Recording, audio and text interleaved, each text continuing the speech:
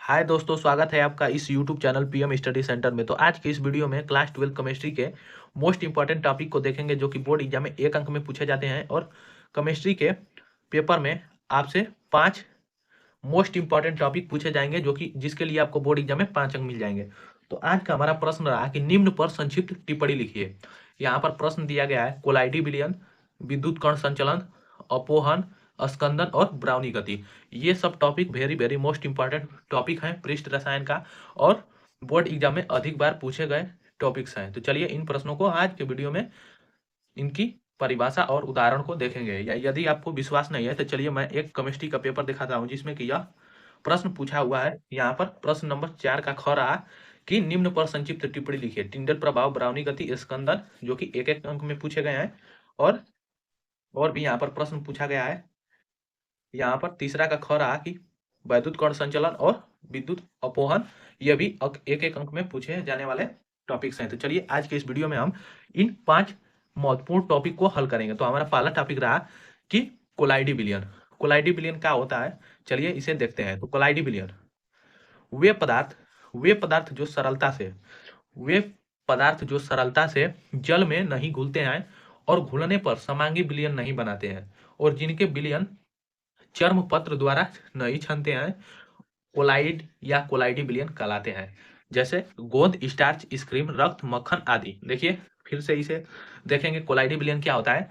तो कोलाइडी विलयन वो होता है कि वे पदार्थ जो सरलता से मतलब आसानी से जल में नहीं घुलते हैं, और यदि घुल भी जाते हैं तो वो समांगी विलयन नहीं बनाते हैं, और जो घुलने के बाद जो इनके विलयन होते हैं वो विद्युत चर्म पत्र से आसानी से नहीं छनते, और उन्हें ही हम कोलाइड या कोलाइडी विलयन कहते हैं। जैसे गोंद, स्टार्च, स्क्रीम, रक्त, मक्खन आदि।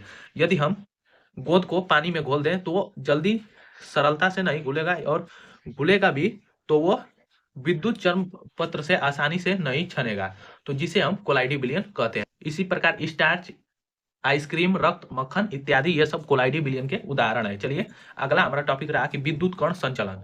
यह भी मोस्ट इंपॉर्टेंट टॉपिक है। विद्युत कण संचलन किसे कहते हैं, इसकी परिभाषा। तो वैद्युत क्षेत्र में कोलाइडी कणों के विपरीत आवेशित इलेक्ट्रोडों की ओर अभिगमन की घटना वैद्युत कण संचलन कहलाता है। बस आपको इतना ही याद करना है, कहलाता है। मतलब विद्युत कण संचलन किसे कहते हैं कि वैद्युत क्षेत्र में कोलाइडी कणों के विपरीत आवेशित इलेक्ट्रोडों की ओर अभिगमन की घटना वैद्युत कण संचलन कहलाता है। यहां पर समझिए कि कोलाइडी कणों की कैथोड मतलब माइनस की ओर गति, कोलाइडी कणों की कैथोड मतलब यदि हम जब कोलाइडी विलयन है उसमें यदि हम विद्युत धारा प्रवाहित करेंगे तो प्लस और माइनस दोनों धारा यहाँ पर इलेक्ट्रॉन प्रवाहित होंगे। तो कोलाइडी कणों की कैथोड मतलब माइनस की ओर गति को धन कण संचलन तथा एनोड प्लस की ओर गति को ऋण कण संचलन कहते हैं। अर्थात जब हम कोलाइडी विलयन एक है उसमें हम यदि विद्युत धारा प्रवाहित करेंगे तो जो कुछ कण होंगे जो कि कैथोड की ओर गति करेंगे जिसे हम धन कण संचलन कहेंगे, और कुछ एनोड मतलब प्लस की ओर इलेक्ट्रॉन गति करेंगे, कण गति करेंगे, जिसे हम ऋण कण संचलन कहेंगे। उदाहरण यहाँ पर आ कि फेरिक हाइड्रोक्साइड या फिर OH का होल थोराइस के कोलाइडी कण धनावेशित होते हैं और ये कैथोड की ओर गति करते हैं। ये है हमारा विद्युत कण संचलन की परिभाषा एवं उदाहरण। अगला टॉपिक रहा हमारा तीसरा टॉपिक है अपोहन। अपोहन की परिभाषा क्या होता है, तो चलिए कोलाइडी विलयनों में से अशुद्धियों को दूर करने के लिए प्रयोग में आने वाली विधि को ही हम अपोहन कहते हैं। अपोहन किसमें प्रयोग में लाया जाता है, तो कोलाइडी विलयनों में से अशुद्धियों को दूर करने के लिए प्रयोग में आने वाली विधि को हम अपोहन कहते हैं। हमारा अगला टॉपिक रहा कि स्कंदन किसे कहते हैं। तो यहाँ पर यदि कोलाइडी कणों से आवेश को हटा दिया जाए तो ये कण एक दूसरे से संयुक्त होकर एक बड़े कण बनाते हैं। इस प्रक्रिया को स्कंदन का मतलब चपकना मतलब एकजुट होना। यदि कोलाइडी कणों से आवेश को हटा दे मतलब कोलाइडी कणों में हम आवेश प्रवाहित न करें तो हटा दिया जाए तो ये कण एक दूसरे से संयुक्त हो जाते हैं, मतलब एक दूसरे से जुड़कर एक बड़े कण का आकार ले लेते हैं। इस प्रक्रिया को हम स्कंदन कहते हैं। उदाहरण रहा कि कटे हुए भाग पर फिटकरी लगाने से रक्त का थक्का बनना। आप अपने दैनिक जीवन में यह जरूर देखे होंगे कि जब कभी बॉडी का पार्ट कोई कट जाता है तो उस पर आप फिटकरी लगाते हैं। फिटकरी लगाने का मतलब यही होता है कि जो कटा हुआ भाग होता है उस पर फिटकरी लगाने से रक्त का थक्का जल्द बन जाए और जो होता है ब्लड वो जल्द ही रुक जाए, उसका बहाव जल्द ही रुक जाए, थक्का बन जाए।